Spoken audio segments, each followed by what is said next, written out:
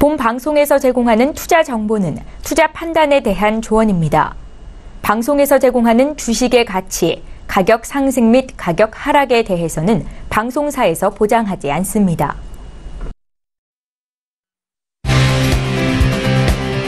슈퍼스탁 발굴 프로젝트 글로벌 슈퍼스탁의 김민아입니다.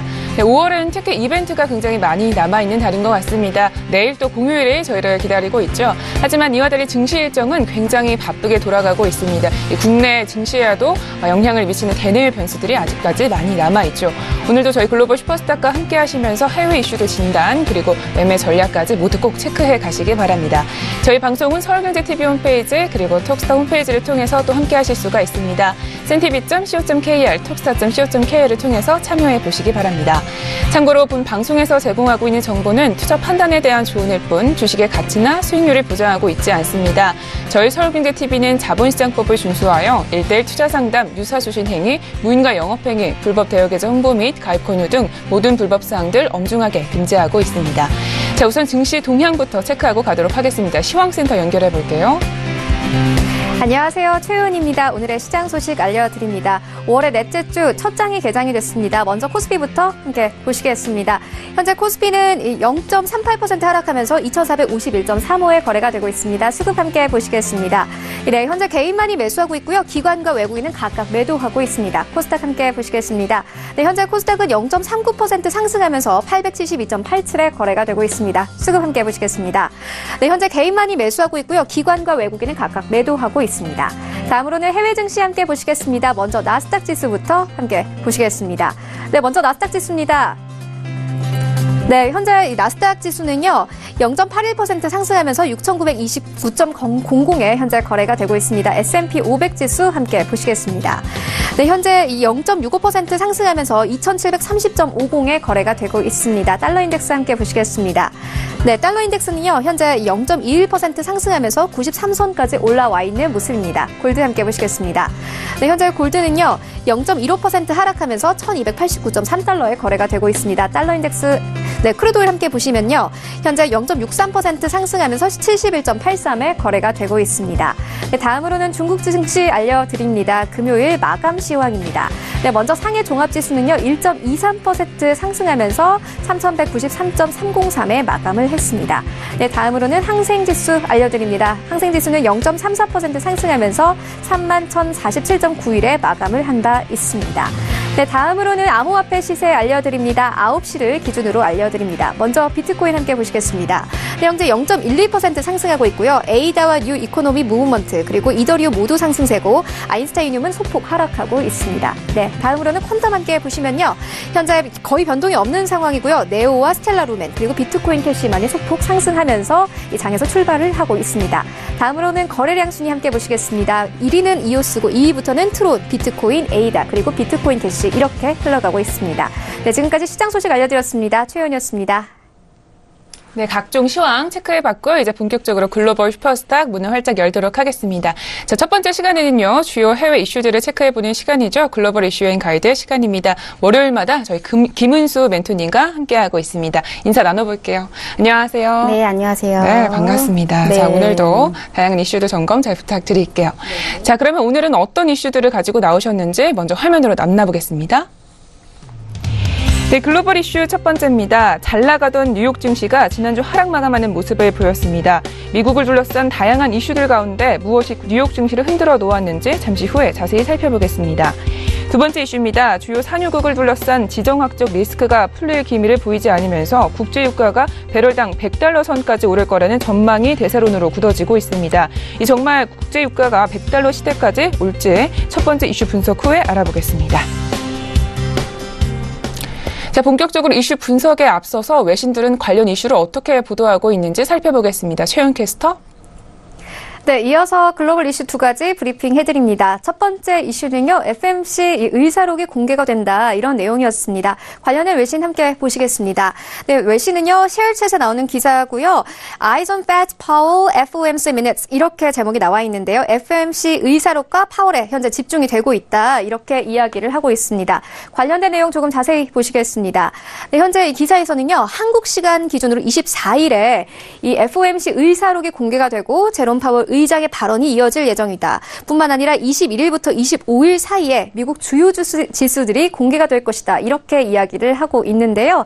재무부 관계자의 말 함께 보시겠습니다. 이 기사에서는 현재 이 재무부의 관계자의 말을 인용을 하고 있는데요. 재무부 관계자는 5월에 FOMC 의사록은 FED의 인플레이션 목표치를 뒷받침할 수 있는 내용을 담고 있어야 한다. 이렇게 이야기를 했다고 보도를 하고 있습니다. 관련된 내용 조금 이따가 전문가들과 다시 이야기 나눠보도록 할 테고요. 두 번째 이슈 이어서 브리핑 해드립니다.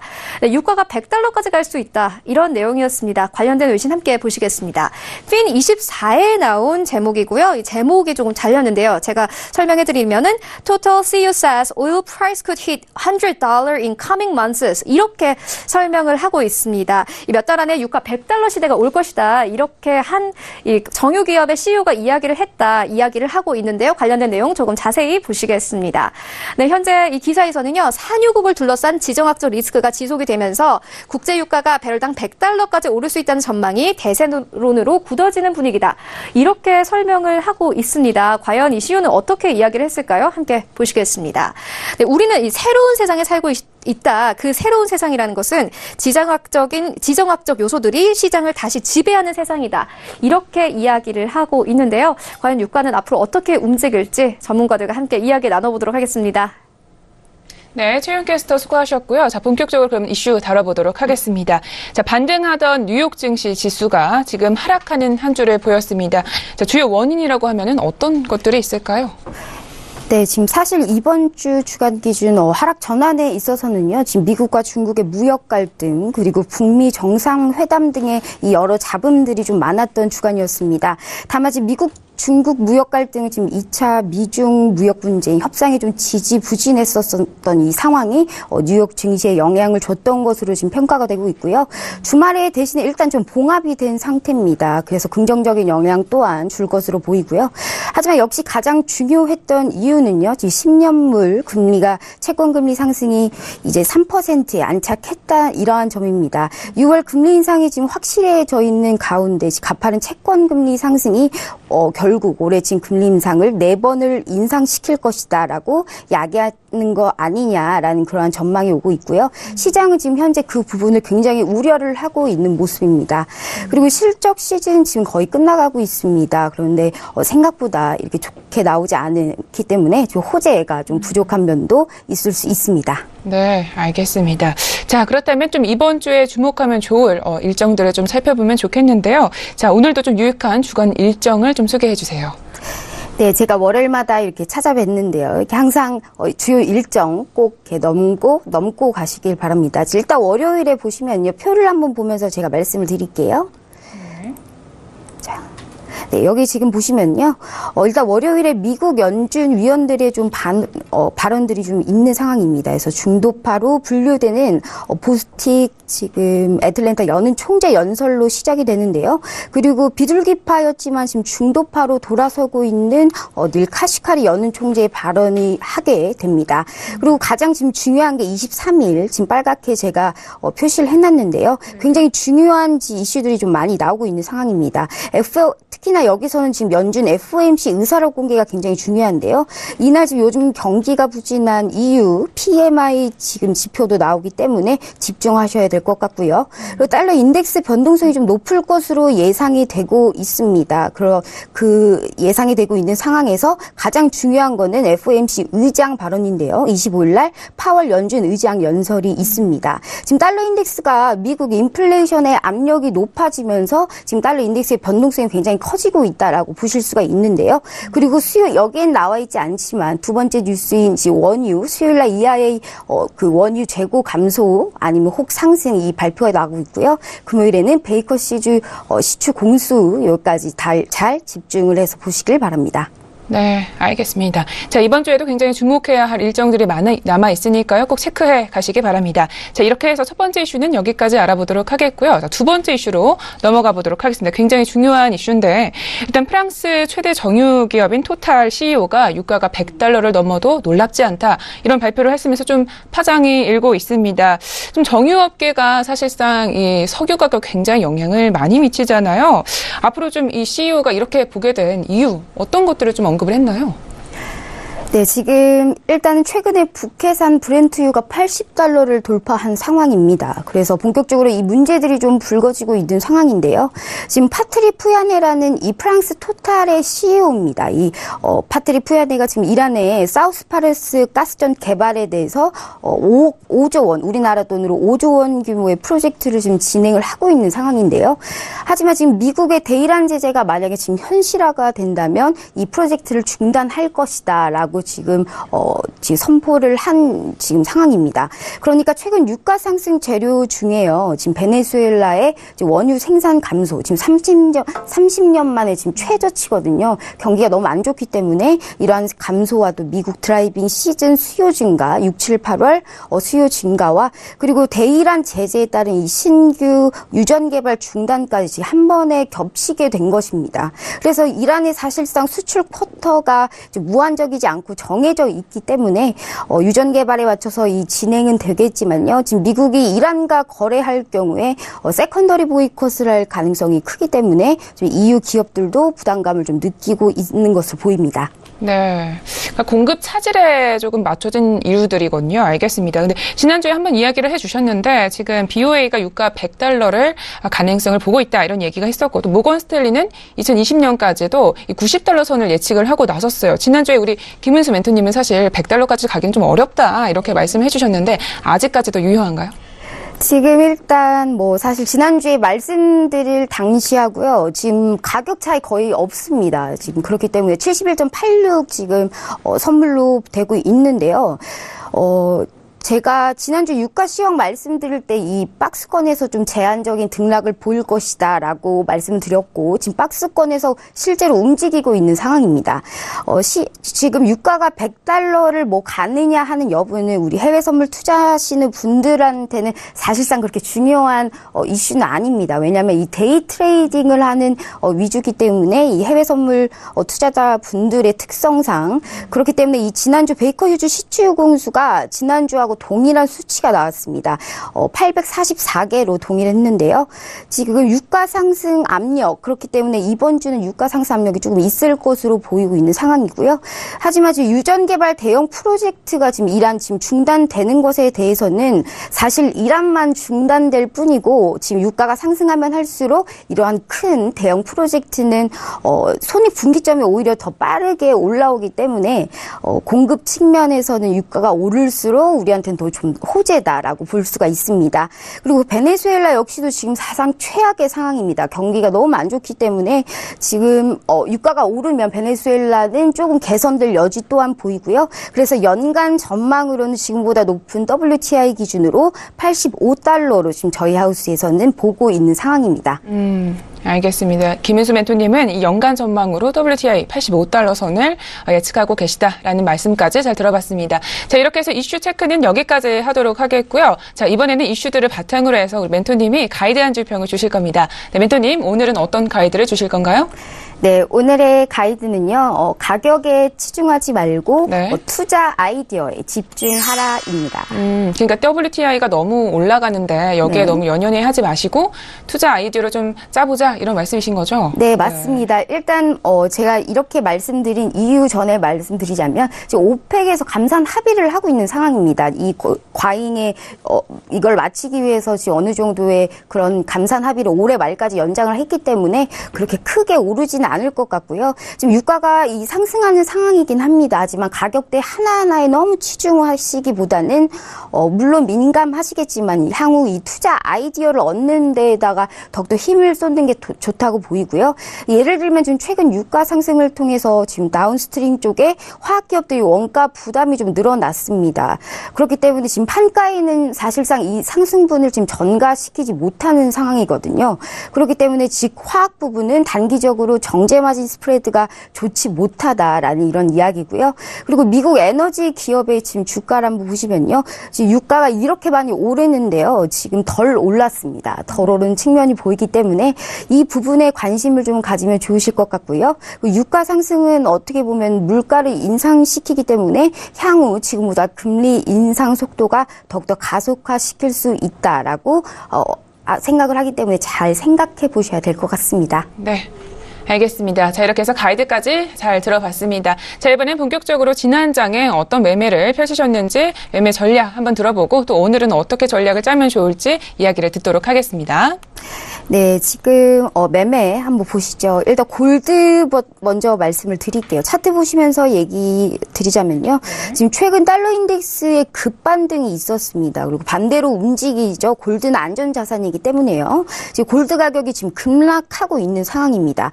이 왼쪽, 오른쪽에서 오른쪽 보수적 추세 매매를 보시면요. 지금 4월 23일 날 첫 번째 매도 시그널이 나온 이후에 현재도 지금 매도 추세 유지 중입니다. 따라서 지금 주요 전략으로는 매도 추세를 조금 유지를 하고 있지만 1290달러에서 지금 주요 지지 라인이 걸친 상황이기 때문에 지지 라인 이탈 여부를 좀 확인을 하시고 좀 따라가는 이러한 전략이 좋다고 생각되고요. 지금 매수는 좀 짧게 진행을 하시고 1290달러로 완전하게 이탈을 하게 된다면 추세 매도 전략으로 대응하시길 바랍니다. 네. 그리고 이어서 바로 말씀드릴게요. 지금 항생 보시면요. 지금 주말에 미국과 중국의 무역 분쟁이 좀 일단락 되지 않았습니까? 그래서 항생지수 상승 가능성이 지금 충분히 있는 상황입니다. 최근에 상해본토 증시가 MSCI 신흥국 지수에 편입이 되면서 항생지수에도 굉장히 영향이 많이 받고 있습니다. 그래서 상대적으로 항생지수가 지금 힘을 좀 못 쓰고 있다라고 보실 수가 있는데요. 지금 미국 중국 무역 분쟁 또한 지금 일단락이 되긴 했지만 아직 세부 조건에 대한 조율이 굉장히 남아있는 상태입니다. 그렇기 때문에 이 전강 후약 이런 것으로 지금 예상을 하고 있고요. 하지만 여기를 지금 차트를 보시면요. 지금 3780포인트에서 지금 지지라인이 있습니다. 여기 파란색으로요. 그 지지라인이 있기 때문에 여기는 지금 서울경제TV 톡스타에 문의하셔서 시그널을 좀 무료로 받아보시면 훨씬 더 도움이 많이 되실 거라고 예상됩니다. 네. 알겠습니다. 자, 이렇게 해서 우리 김은수 멘토님을 통해서 골드와 또 항생 지수에 대해서 매매 전략 짜봤습니다. 자, 오늘도 말씀 모두 고맙습니다. 네, 감사합니다. 네, 글로벌 이슈 여행 가이드 정리하고 돌아오겠습니다.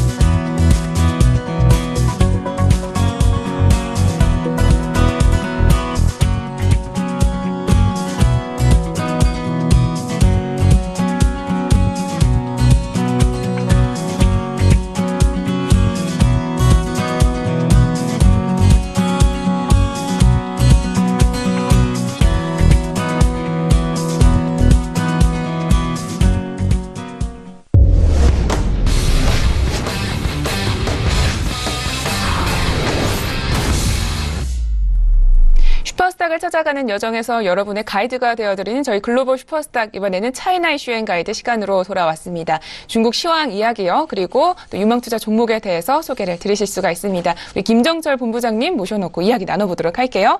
본부장님 안녕하세요. 네, 안녕하십니까. 네, 반갑습니다. 자, 일단 중국장, 전일장 좀 어떻게 마감됐는지 살펴봐야겠죠? 네, 일단 중국 증시 요즘 분위기 좋습니다. 일단 소폭 상승했는데요.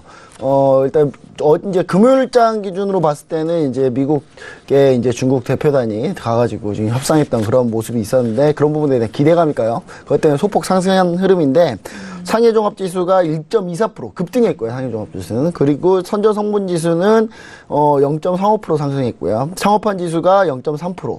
그러니까 점점 대형주 위주로 좀 상승했다, 뭐 이렇게 볼 수 있는데, 그 중요한 그 포인트 이유가 있습니다. 뭐냐면 바로 MSCI 신흥국 지수 편입 때문에 일단 대형주 위주로 많이 좀 이슈를 받은 그런 모습이고요. 특히 석유하고 석탄 관련 업종이 무려 6%대나 급등을 한 그런 상황이고, 그것 때문에 전체 지수가 좀 견인됐다, 이렇게 볼 수 있겠습니다. 중국에 이제 국가 에너지국이 있는데, 여기서 이제 정책적으로 석탄 화력 과잉 공급 해소하고 노후 설비 폐쇄하겠다. 노후 설비 폐쇄하고 과잉 공급 해소한다는데 얘네들이 왜 오르냐? 그만큼 뭔가 반대급부를 주겠다는 거거든요. 그 정책이 나오면서 그 종목들 같이 상승하는 그런 모습이고요. 철강하고 항공기 제조가 하락을 했는데 이건 이유가 있습니다. 무역 분쟁이 해결되면 수혜를 못 받거든요. 이게 수혜 받아야 되는데 수혜를 못 받기 때문에 그것 때문에 예, 좀 하락했던 그런 모습이 있었습니다.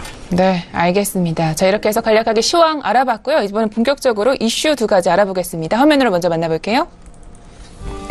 네, 차이나 이슈 첫 번째입니다. 미중 간 2차 무역 협상이 합의로 마무리됐습니다만 아직 마무리해야 할 문제들이 많아 반쪽잡이함이라는 주장도 나오고 있습니다. 이번 무역 협상에 대한 내용과 재발 가능성은 없는지 잠시 후에 김정철 본부장님의 분석 들어보겠습니다.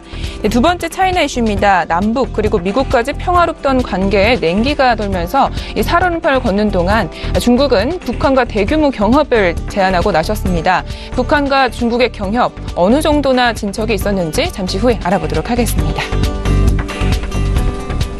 자, 먼저 본격적으로 첫 번째 이슈 분석해 보도록 하겠습니다. 우선 뉴스 내용부터 좀 들어볼게요. 네, 일단 가장 중요한 이슈였죠. 지난주 이제 중국하고 미국하고 드디어 이제 좀 다시 2차 협상을 했는데 미국 가서 협상했습니다. 근데 그 내용이 이제 일단 좋게 끝났어요. 공동선언문 발표하고.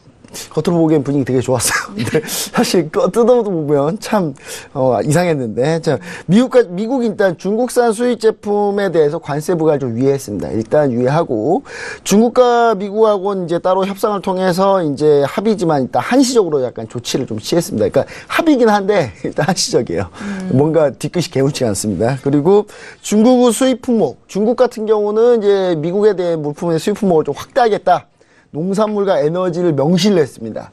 예. 그리고 미국 측 실무팀이 다시 또 중국을 방문해서 세부 사항을 논의하자. 이렇게 해서 끝나는데요. 네. 예, 제가 봤을 때는 이거 그다지 뭐 합의됐다고 보기에 살짝 힘든 거 아닌가 저는 이렇게 좀 생각을 해볼 수 있겠네요. 네, 사실 이 결과적으로 중국과 미국 간의 좀 무역 전쟁이 끝나기 위한 합의가 나왔다라고 볼 수도 있지 않을까요? 좀 과정에서는 좀 어떤 내용들이 나왔나요? 네, 일단 중국 같은 경우는 미국의 수입 품목을 좀 늘렸는데 이게 농산물하고 에너지 뭐 수입하던 거예요. 하던 거 그냥 양을 좀 늘려주겠다. 에너지는 늘릴 수밖에 없어요. 미국 셰일 오일이 지금 막 엄청나게 수출을 해야 되는데 어디 받아줄 데가 필요한데 중국이 석유를 제일 많이 쓰거든요. 그러니까 중국에서 조금 미국산 셰일 오일 좀 사겠다. 근데 제일 싸요. 제일 싸기 때문에 어차피 샀어야 되는 거고요. 예, 그런 부분이고 그다음에 관련 품목 수입 규모를 늘기로 합의를 했는데 다만 이제 실무팀이 이제 베이징에 방문해서 추가적으로 이제 내용을 좀 더 해보자, 논의해보자였고요. 농산물과 에너지는 트럼프 대통령이 상당히 지키고 싶어 했던 거예요. 왜냐하면 주요 지지 기반이기 때문에 이 주요 지기반 좀 지키기 위해서 좀 많은 혜택을 좀 부여했다 이렇게 보면 될 것 같고요. 반면에 미국이 계속 요구했습니다. 중국한테 IT, 반도체 이쪽 첨단 산업 부분을 좀 개방해라. 좀 우리 좀 넓게 그다음 너네 좀 보조금 좀 지급하지 마라. 이렇게 했는데 중국이 안 받아들였어요. 중국이 이건 안 된다. 첨단 부분에 2천억 달러의 수출 관련한 내용을 하나도 포함 못 시켰습니다. 그래서 중국의 이제 무역 적자를 줄이기 위해서 이 부분이 좀 가장 필요했던 부분인데 결론적으로는 한마디로 그냥 얘기 드릴게요. 미국 완패했습니다, 완전히. 예, 완패했는데, 제가 봤을 때는, 이런 부분은 이미 예상된, 바였다. 저는 이렇게 좀 얘기 드리고 싶네요. 네. 얘기 좀 듣다 보니까 사실 농산물과 에너지 원래 좀 그런 부분이 있었다면 해봐야 좀 많지 않을 것 같은데 일단 전반적으로 내용을 들어보니까 겉모습만 봉합한 그런 합의가 아니었나도 생각도 듭니다. 자, 그렇게 되면은 결국 언제라도 이 무역 분쟁이 다시 발생하지 않을까 이런 의구심도 드는데요. 좀 어떻게 보시나요? 네, 일단 합의지만 사실상 이제 미국이 좀 패배한 상황인데 트럼프 행정부 같은 경우는 이 첨단 IT 제품 항공기 이쪽 부분을 좀 많이 넣었어야 됐어요. 보잉 같은 경우가 좀 이번에 좀 그래도 좀 더 넣어서 보잉을 더 팔려고 했었는데 그게 사실 제가 봤을 때는 명시적으로 넣지 못했고요. 그냥 민간끼리 알아서 합의해라 이런 식으로 지금 나온 상태고요. 중국 같은 경우도 기존의 농산물 에너지라도 끝까지 이제 대미 무역 흑자 목표에 구체적으로 제시도 안 했어요. 그러니까 농산물과 에너지도 목표치를 제시를 안 했다는 거죠. 그러니까 그 말은 목표치는 너네가 다시 중국으로 와. 그 다음에 우리가 여기서 얘기해 줄게. 이런 형태이기 때문에, 목표치까지는 얘기는 안 했습니다. 확대만 하겠다. 제가 볼 때는 1달러라도 높이면 확대니까. 네, 약간 그런 분위기죠.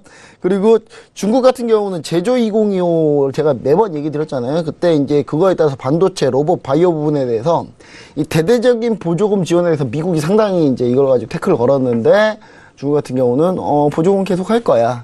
왜냐? 이번에 중국이 미국하고 무역전쟁을 느끼면서 가장 뼈저리게 느꼈던 게 반도체 쪽에서 우리가 너무 뒤처지기 때문에 미국이 반도체 안 팔아버리면 중국이 다 스톱해야 되거든요. 그러니까 그런 부분에 대해서 이제 절실히 느꼈기 때문에 도저히 여기는 양보하기 힘든 그런 상황이었다. 이렇게 보시면 좋을 것 같습니다. 그래서 제가 봤을 때는 이 부분이 좀 향후에 계속 노이즈는 있지 않을까. 그래도 겉보기에는 되게 좋게 합의했는데 이거 잘 생각해 보셔야 됩니다. 미국하고 중국하고 이 무역전쟁은 남북 정상회담, 북미 정상회담 다 연결이 돼 있어요. 그러니까 이걸 따로 떼놓고는 절대로 이해가 안 되실 거예요. 그러니까 도대체 미국 왜 양보하지?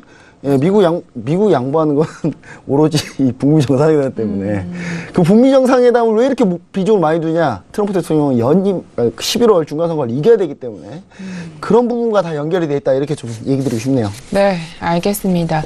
두 번째 이슈는요, 이 북한과 또 관련된 이야기이기 때문에 같이 좀 연관지어서 그렇다면 보도록 하겠습니다. 자, 우선 두 번째 이슈 설명부터 좀 들어볼게요. 일단 두 번째 이슈 같은 경우는 우리가 좀 잘 보셔야 되는 게 뭐냐면 우리가 관가했던 부분입니다. 이 부분 상당히 관가했던 부분인데 중국이 이제 북한의 참관단을 방문시키라고 했어요. 근데 합의가 이루어졌겠죠. 그래서 이제 북한의 참관단이 중국에 넘어가가지고 중국 산업시설들, IT, 농업, 사회 간접시설들을 딱 봤습니다.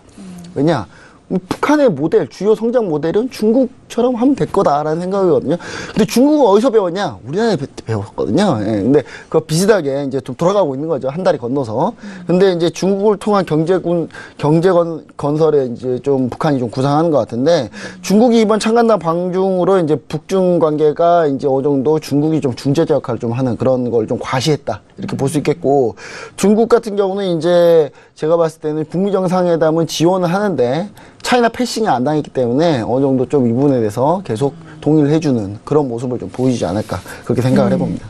네, 알겠습니다. 사실 근데 이 북한 참관단이요, 우리 남북 고위급 정상회담을 좀 뒤로 밀렀잖아요. 그리고 나서 갑작스럽게 이 중국을 시찰을 했단 말이에요. 본부장님이 계속 주장하셨다시피 아무래도 이 미국 트럼프 대통령의 좀 욕심 때문에 중국의 영향력이 오히려 더 커진 게 아닌가 이런 생각도 드는데 북한 일단 왜 이렇게 방문을 했을까요? 일단 뭐 자 보십시오. 고위급 회담이 원래 우리가 열렸어야 돼요. 네. 그 멤버들이 고위급 회담 안 가고 중국 갔어요. 네, 그 멤버들이 중국 갔다는 거거든요. 그러니까 이게 상당히 좀 우리가 여기서 많이 지금 뭔가 조류가 변하고 있다라는 걸 좀 느끼셔야 됩니다. 그렇기 때문에 이제 심지어 시진핑 주석이 면담까지 했어요. 그냥 같이 면담까지 하는 상태이기 때문에 중국 스타일의 이제 개혁개방 모델을 북한이 삼으려고 하고 있고 여기서 이제 미국이 이제 두 가지 잘못된 압박을 좀 했었죠. 첫 번째 대량살상 무기 언급했고 리비아식 핵폐기 언급했는데 이 말이 어떤 얘기냐면요. 그러니까 북한의 입장에서 한번 보자고요. 이걸 대량살상 무기 언급했다. 이건 이라크를 예를 든 거거든요. 이라크 사담 후세인 어떻게 됐습니까? 죽었어요. 네. 리비아식 핵폐기를 얘기했어요. 리비아 카다피 어떻게 됐습니까? 죽었어요.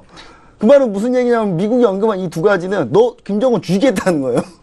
그 말이거든요, 사실은. 그러니까 그 말이기 때문에 당연히 북한이 동의할 리가 없죠. 그러니까 그런 부분에 따라서 이제 북한에는 이제 중국이 절대적으로 좀 필요했고, 중국은 이 기회를 놓치지 않았습니다. 중국은 이 기회에 놓치지 않았기 때문에 결국은, 중국이 조금 더 적극적으로 나오니까 미국이 무역전쟁에서 한 발 양보한 거죠. 그러면서 우리 좀 지원해줘. 이렇게 된 겁니다, 결국은. 그러니까 이 포인트를 우리가 잘 아셔야 됩니다. 그러니까 단순히 이걸 별개로 떨어뜨려서는 도저히 연관이 안 될 거예요. 그러니까 이 두 개를 연결시키면 이렇게 시나리오가 이렇게 딱 나오는 거죠. 그러니까 이 북한의 좀 경제 협력에 일단 중국의 영향력이 좀 강해졌다 이런 이야기인데 사실 이 남북 정상회담 이후로 좀 철도주들이 굉장히 많이 뛰었잖아요. 그런데 지금 이 북한 참담관이 베이징시에 있는 이 기초시설투자유한공사에서 지금 철도 인프라를 좀 구경을 하고 갔다 이런 얘기가 남아 있습니다. 어떻게 보면은 그러면 우리 철도 인프라보다는 좀 중국 쪽을 투자하겠다 이렇게 좀 해석이 가능할까요? 네, 어느 정도 좀 생각을 좀 해봐야 될 것 같습니다. 그러니까 우리가 지금 왜 제가 이렇게 흥분하면서 얘기하냐면 결국 우리가 해야 될 경협이거든요. 중국이 하는 거예요, 이거는. 그러니까 제가 봤을 때는 상당히 좀 많은 걸 놓쳤다. 트럼프 대통령 때문에. 그런 얘기를 좀 드리고 싶고, 일단 이 부분이 가장 큰 문제인데, 중국이 이제 북한 경제협력이 모든 인프라 장악을 할 가능성이 좀 높은 상황이 좀 벌어지고 있다. 이렇게 보시면 좋을 것 같고, 문재인 정부에서 엄청 노력했는데, 결국은 트럼프가 다 망쳐놓은 뭐 약간 이런 느낌이거든요. 그리고 트럼프 행정부는 지금 더 문제는 뭐냐면 트럼프 행정부 내에 이제 강경파가 2명 있어요. 폼페이오하고 그다음에 존 볼턴 이 2명이 있는데 이 2명이 결국은 이 2명끼리도 대립하고 있어요. 지금 현재 상황이. 그런 상황이기 때문에 존 볼턴이 이제 생각 없는 이 발언 때문에 결국 트럼프 행정부 모든 것이 좀 날아갈 판이다. 뭐 이렇게 좀 얘기 드리고 싶고요.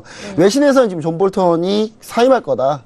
이거 심각하게 보고 있더라고요. 보니까 외신에서는 거의 존 볼턴이 되게 외롭게 싸운다기보다는 존 볼턴에 이제 같이 협력한 사람이 아예 없고 폼페이오 쪽에 이제 사람들이 좀 몰려 있는 그런 상황이기 때문에 2명이 필수적으로 둘이 대립해서 결국 한 명은 나가 떨어질 것이다.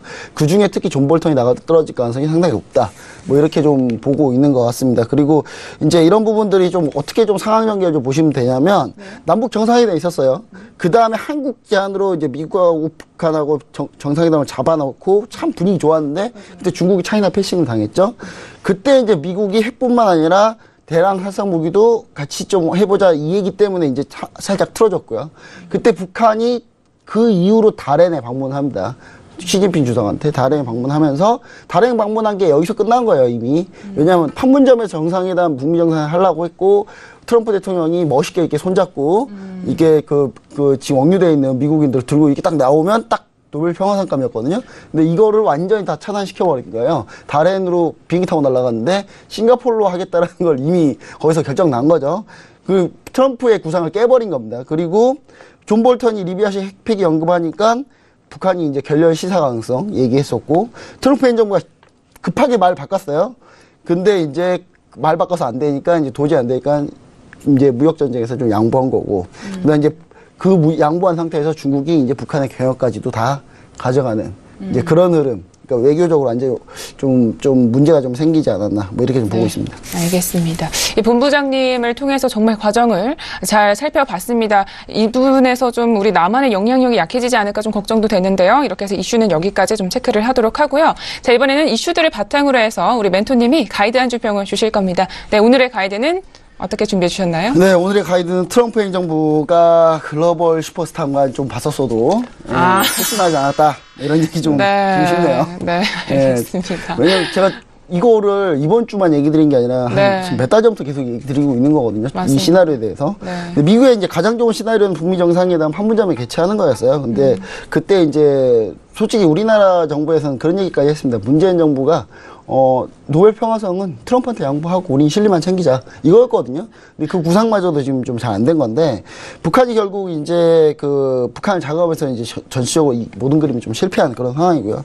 노벨 평화상하고 11월 중간선거 전에 이제 지지율이 좀 상승하기를 좀 원하는 그런 모습의 트럼프 행정부였는데 결국은 이제 이게 좀 심각한 상황이 뭐냐면 존 볼튼이 지금 미국에서 엄청나게 공격받고 있어요. 그러니까 존 볼튼이 엄청난 우파로 얘기 드리지 않습니까? 막 상당한 강경파고 말만 꺼내면 전쟁, 공습 막 이렇게 얘기하잖아요. 근데 막상 존 볼턴은 베트남 전쟁 때 병역을 회피했어요.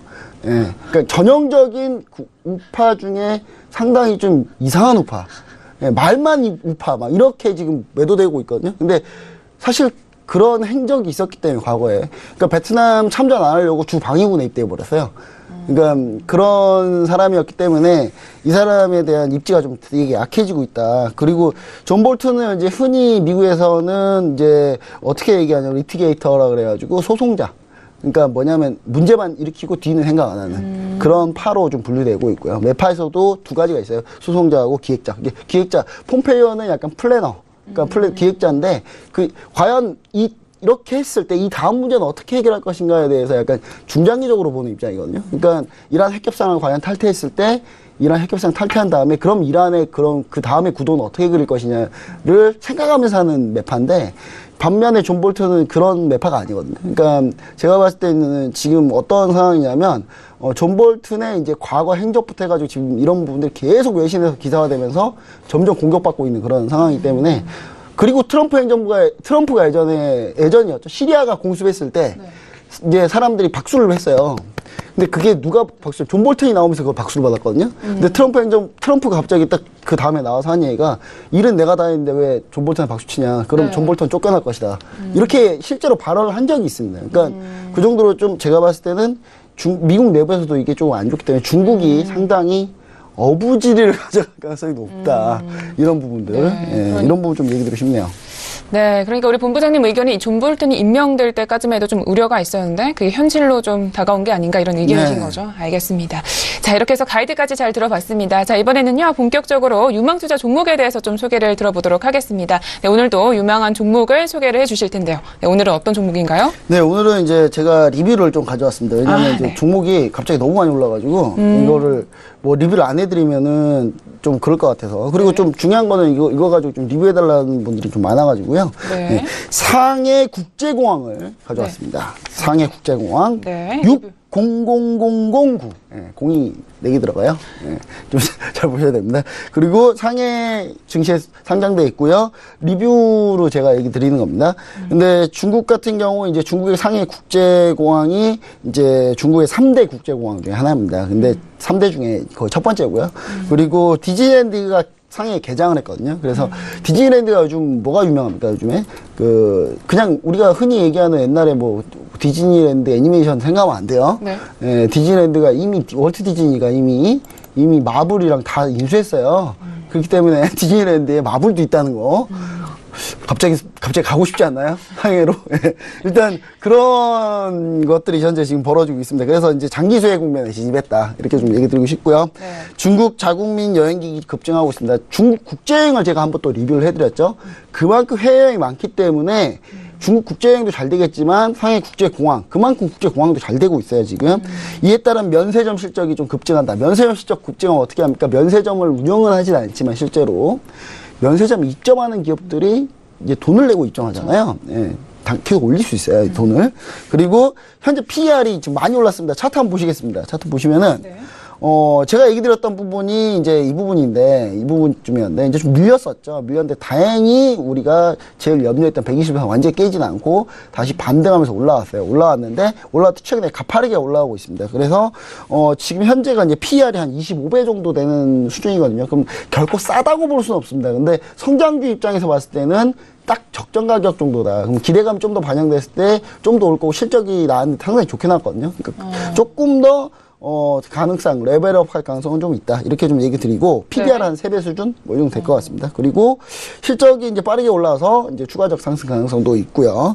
그런데 단기 차익 매물 가능성이 있어서 지금 차트 보시면은, 네. 지금 보시면은 신규 매수는 좀 접근하지 마시고요. 일단 빠르게 올라와서 조금 더, 여기서 좀 박스권 행보를 좀 봐야 될 것 같고요. 그래서 손절가는 49.500을 좀 이제 보시면 될 것 같습니다. 여기서 조금 하단인데요. 21선을 깼을 때 목표치입니다. 네. 그리고 이때 손절가를 보시면 좋을 것 같고, 1차 목표가는 정고점 부분에서 일단 한번 털어주자라는 얘기로 좀 수신을 해주자는 의미로 제가 지금 가지고 나온 겁니다. 그래서 혹시 수신을 못 하실까봐.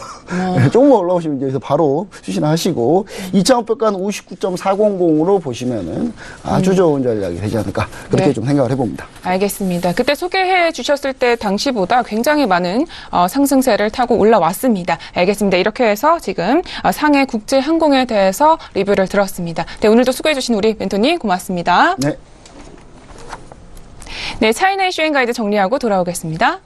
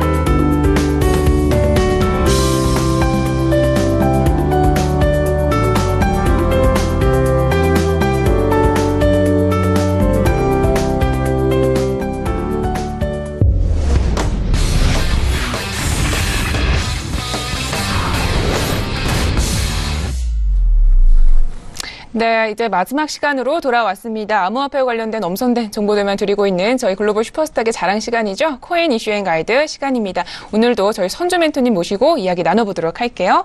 네, 멘토님 안녕하세요. 네, 안녕하세요. 네, 반갑습니다. 네. 자, 오늘도 이슈들 점검 잘 해주시기 바랍니다. 자, 오늘은 그럼 어떤 이슈들을 가지고 오셨는지 화면으로 먼저 만나보고 올게요.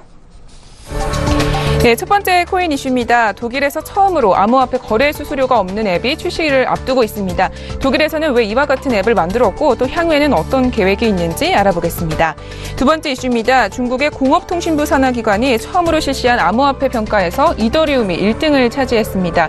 반면에 암호화폐 대장주 격인 비트코인은 28개 코인 중에서 13위에 머물렀는데요. 중국이 암호화폐 평가에 나선 것은 글로벌 시장을 선점하기 위한 움직임 중 하나다라는 해석도 나오고 있는 만큼 앞으로의 중국 행보 예의주시 하셔야겠습니다. 자, 첫 번째 이슈부터 분석해 보겠습니다. 첫 번째 이슈 뉴스 소개부터 들어볼게요. 네, 투자자가 거래 수수료를 내지 않아도 되는 암호화폐 거래 어플리케이션이 독일에서 나왔습니다.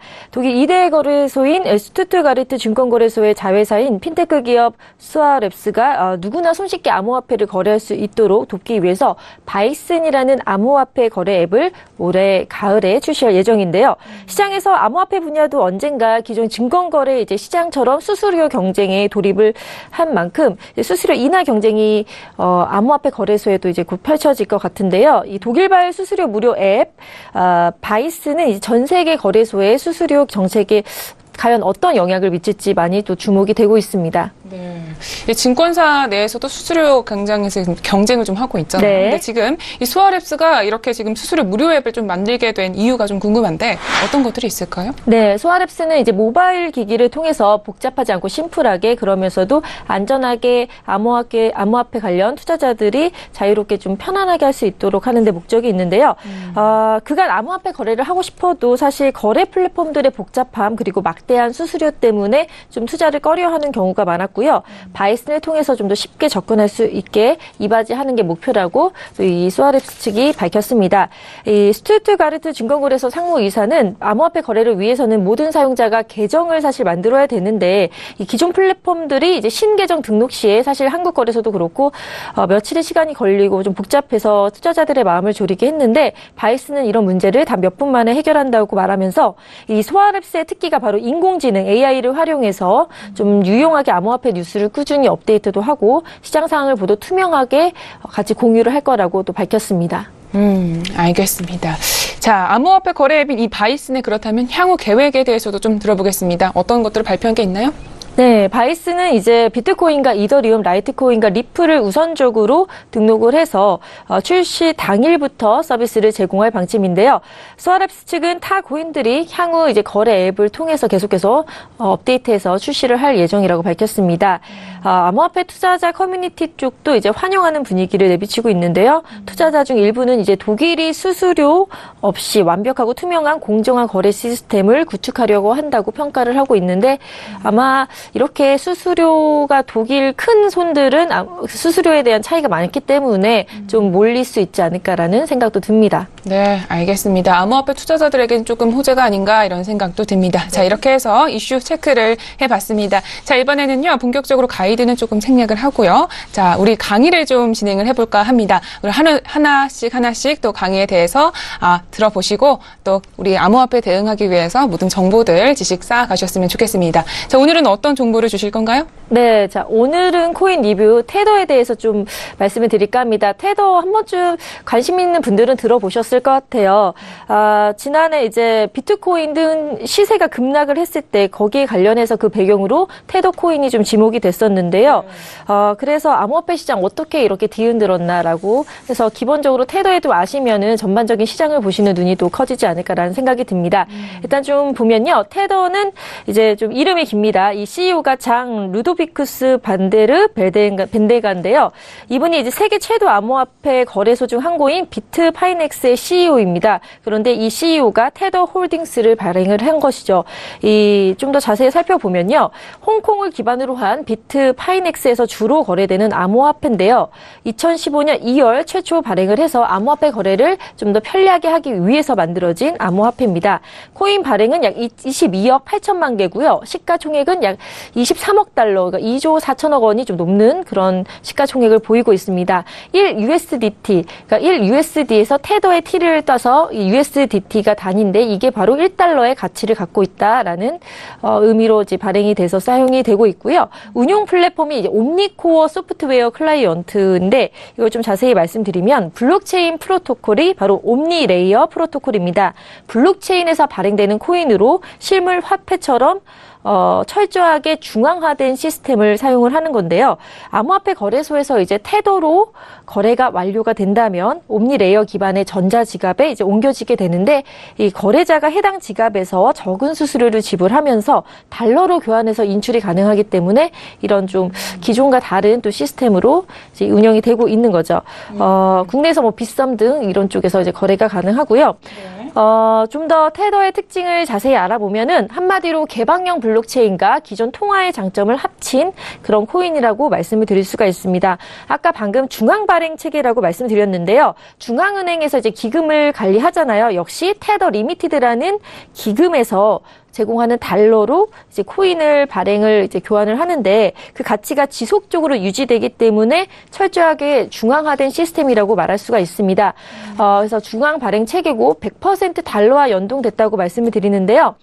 국내 거래소 같은 경우는 잘 아시겠지만 이제 실명을 확인한 다음에 원화로 거래소에 입금을 한다면 바로 암호화폐로 살 수가 있습니다. 하지만 달러나 유로화는 거래소에 입금을 한다고 해서 바로 코인으로 바꿀 수가 없는데요. 법정화폐가 인정이 되지 않습니다. 그래서 거래소에서 발행한 테더 코인을 구매를 하고 나서 이 테더 코인으로 암호화폐를 구매하는 방법을 이용을 하는 것이죠. 그래서 비트코인과 이더리움 같이 블록체인 기술을 기반으로 한 암호환 토큰 또는 뭐 비트코인의 블록체인을 빌려서 사용을 한다면 전용 수수료도 꽤 높고 그리고 처리 시간도 30분에서 60분 이렇게 길기 때문에 좀 메리트가 거래에 있어서 좀 떨어지는데 개방형 블록체인을 통해서 안전하게 거래를 하면서 또 송수신 될 수 있기 때문에 이 테더 리미티드 아까 기금과 같은 그런 서비스 약관에 따라서 기본 자산 현금으로 상환이 되는 것입니다. 네, 이렇게 해서 좀 테더의 특징을 좀 들어봤는데 사실 이 테더가 그렇다면 왜 지금 암호화폐 시세에 좀 영향을 미쳤냐 이게 좀 궁금하실 것 같아요.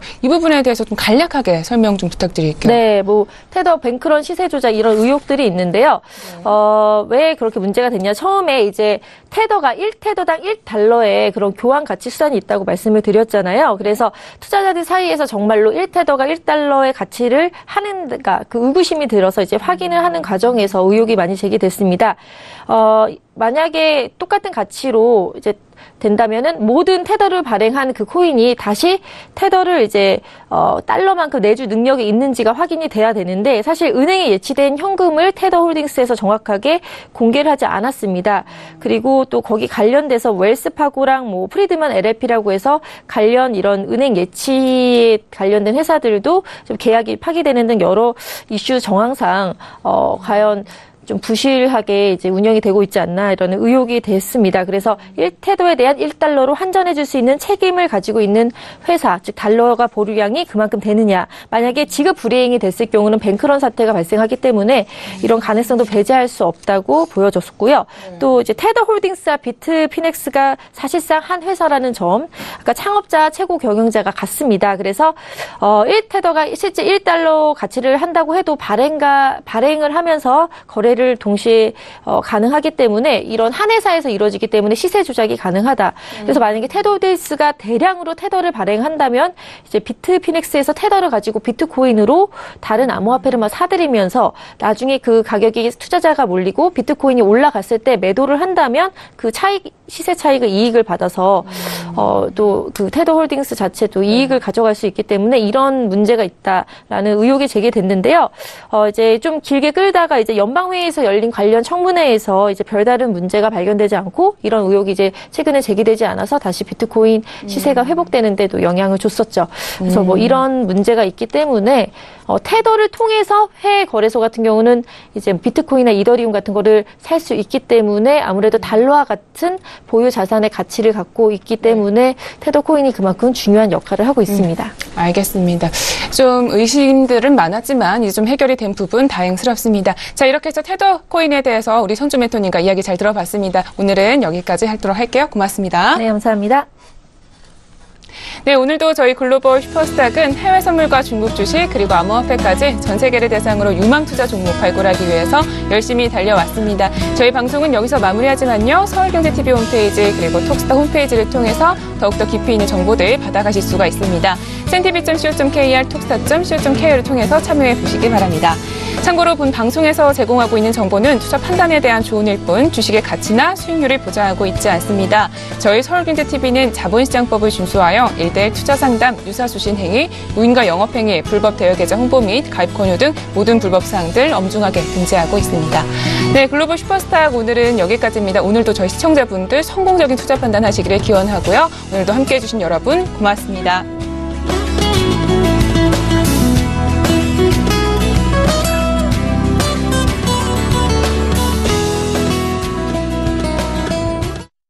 본 방송에서 제공하는 투자 정보는 투자 판단에 대한 조언입니다. 방송에서 제공하는 주식의 가치, 가격 상승 및 가격 하락에 대해서는 방송사에서 보장하지 않습니다.